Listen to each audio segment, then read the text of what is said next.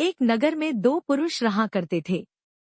एक पुरुष व्यापारी था जिसके जीवन में धर्म की बहुत महत्ता थी। वह पूजा पाठ में यकीन रखता था। वह हर रोज मंदिर जाता था और दान धर्म भी करता था और हर रोज भगवान की पूजा करता था। दूसरा पुरुष बिल्कुल विपरीत था। वह रोज मंदिर तो जाता था लेकिन उसे दान और धर्म से कोई लेना देना नहीं था, बल्कि वह तो मंदिर के बाहर से जूते चप्पल उठाता, लोगों की जेब काटता था और बुरे कार्यों में ही लगा रहता था।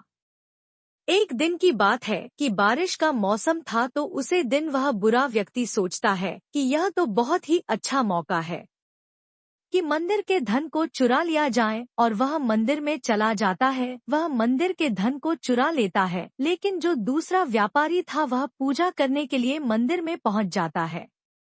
जब वह व्यापारी मंदिर में पूजा करने के लिए जाता है तो उस समय पुजारी वहां आ जाता है और पुजारी उस व्यापारी को ही चोर समझ लेता है।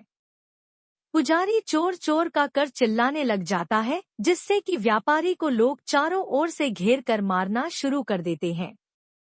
वह किसी तरह से वहां से अपनी जान बचाकर भागता है। तब भी उसका दुर्भाग्य साथ नहीं छोड़ता है और वह एक गाड़ी से टकरा जाता है। उस दुर्घटना में उसके पैर में काफी चोट लग जाती है।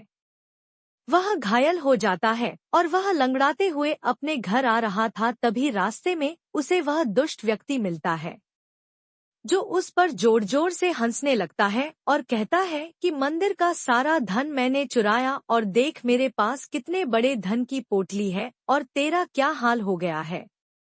तू तो भगवान की पूजा करता था, फिर भी तेरा यह हाल कैसे हुआ। इस पर वह व्यापारी बड़ा दुखी होता है और वह घर आकर अपने घर से भगवान की सारी तस्वीरें निकाल देता है।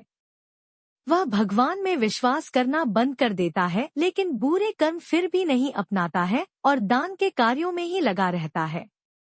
कुछ समय के बाद उन दोनों व्यक्तियों की मौत हो जाती है। तभी वह व्यापारी जब धर्मराज से मिलता है तो वह उस गुस्से में पूछ लेता है, हे भगवान, मैंने तो अच्छे ही कर्म किए थे, तब भी मेरे साथ ऐसा बुरा व्यवहार क्यों हुआ। मुझे दुर्घटना का शिकार होना पड़ा और धन चोरी होने का झूठा आरोप भी मुझ पर ही लगा।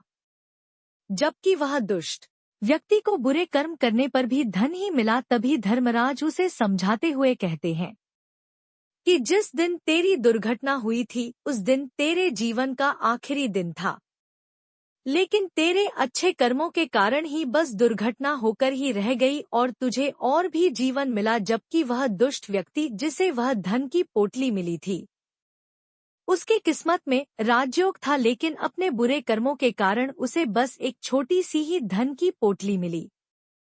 वह उसे व्यक्ति को समझाते हुए कहता है कि मनुष्य को अपने कर्म करते रहना चाहिए, उसका फल भगवान उसे वैसा ही देता है। वह हमें उसे समय बेशक से समझ नहीं आए, लेकिन एक समय के बाद हमें जरूर समझ में आता है।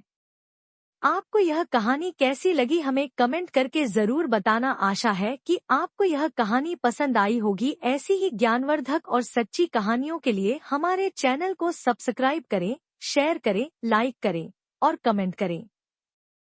राधे राधे।